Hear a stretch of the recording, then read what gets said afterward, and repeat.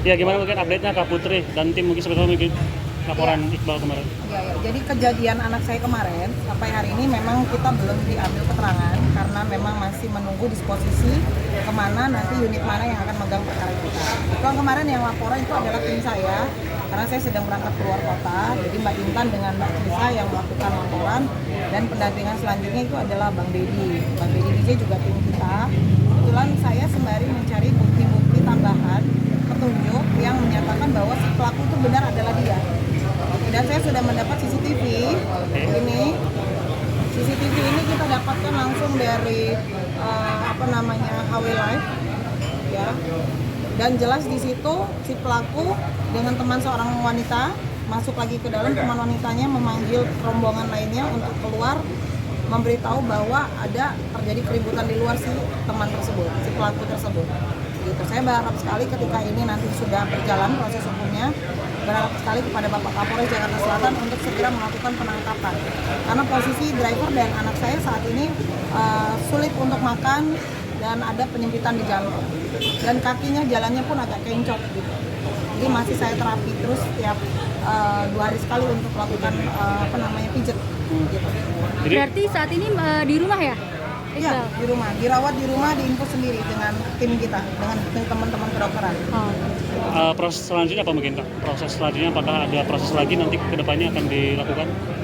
Ya kita menunggu aja dari kepolisian nanti untuk manggil para korban, saksi yang di tempat, kemudian pelakunya siapa aja. Saya minta semua CCTV yang ada di situ untuk bisa diambil.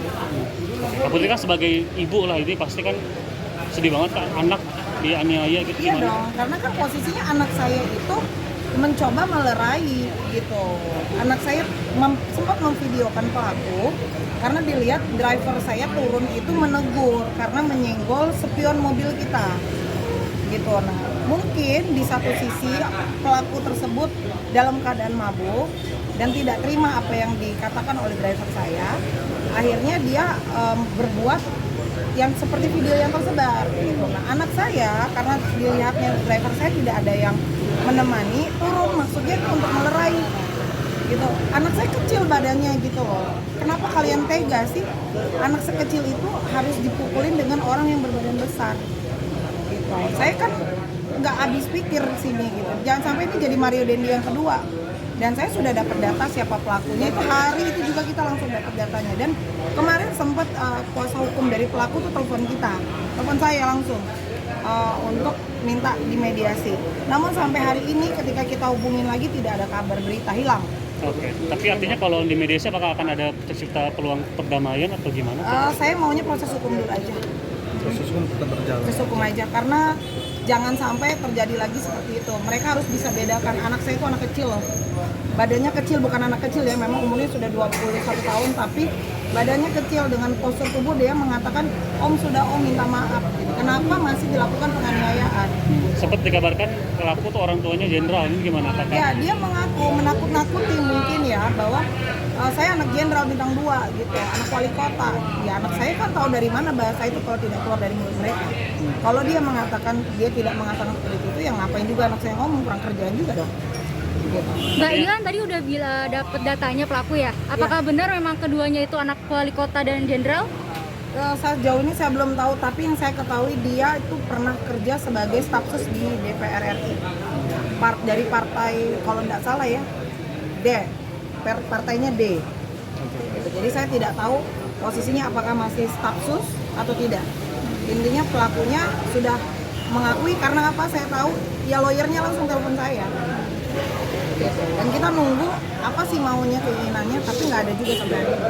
Artinya nggak takut ya siapapun yang dihadapin ya? Ya, ngapain kita harus takut? Negara hukum ini bos, ya negara hukum, dan tidak perlu Pak Hotman turun tangan, cukup kami juga udah bisa. Gitu. Oke, gimana kemarin setelah sedikit laporannya mengenai apa, mungkin pasalnya apa yang digunakan? Penganiayaan ya, ini 170, pasal 170 pengeroyokan. Akan ada pemanggilan, mungkin saksi atau segala macam? Saksi, korban, waktu pada saat kejadian kita bikin laporan mukanya bonyok banget, bahkan dia saya bawa ke Polres saja bincang-bincang, saya yang tuntun.